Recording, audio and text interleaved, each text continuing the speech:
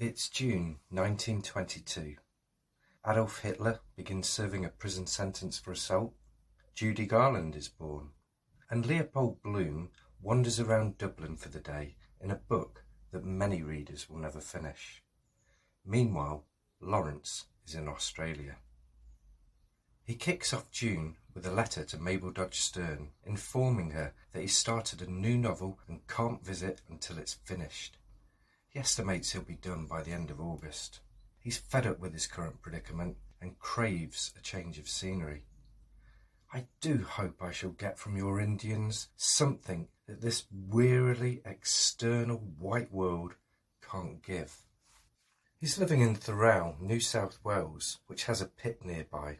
Consequently, it is rather like the Midlands, the life very familiar and rough. Frida is very happy with her house and enjoying the rare pleasure of being settled, albeit temporarily. As always, he politely reassures his Schwiegermutter that they'll be back in Europe soon.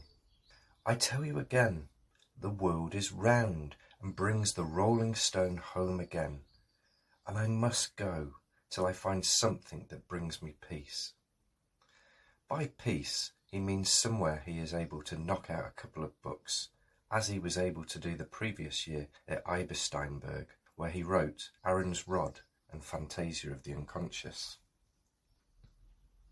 Lawrence is enamoured with the cost of meat in Thirroul, eagerly informing, 2 good sheep's tongues, 60 pfennings, and a great piece of beef, enough for 12 people, 2 marks.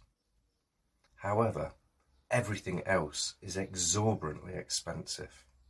With only £31 to live off, he gives his literary agent Robert Mountseer a comprehensive breakdown of his living costs and requests a loan of at least £160, for when they set off to America, he can't travel second class, as these boats are so small there is practically no deck accommodation, all of which means he needs to get Kangaroo finished as soon as he can. Lawrence is insistent that nobody is informed of his plans to visit America and revels in the splendid isolation of Australia. We live mostly with the sea, not much with the land, and not at all with the people. We don't know a soul on this side of the continent. For the first time in my life, I feel how lovely it is to know nobody in the whole country. One nice thing about these countries is that nobody asks questions. I suppose there have been too many questionable people here in the past. Lawrence is highly critical of democracy throughout his letters in Australia. The more I see of democracy, the more I dislike it. It just brings everything down to the mere vulgar level of wages and prices, electric lights, and water closets, and nothing else. He identifies a frenetic aspect to the culture where people are always vaguely and meaninglessly on the go in smart boots, silk stockings, don't get Lawrence started on stockings, and motor cars. Although it's easy to dismiss Lawrence as a killjoy, things are always more complex and nuanced. That's what life in a new country does to you.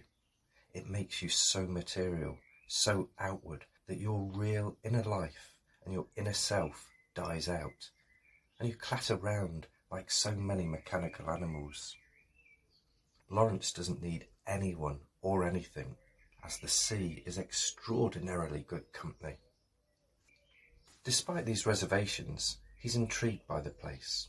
The landscape reminds him of a Puvis de Chavannes painting, as it is so apparently monotonous, yet when you look into it, such subtle different distances in layers and such exquisite forms, trees, flat hills, strange standing as it were at the back of the vision.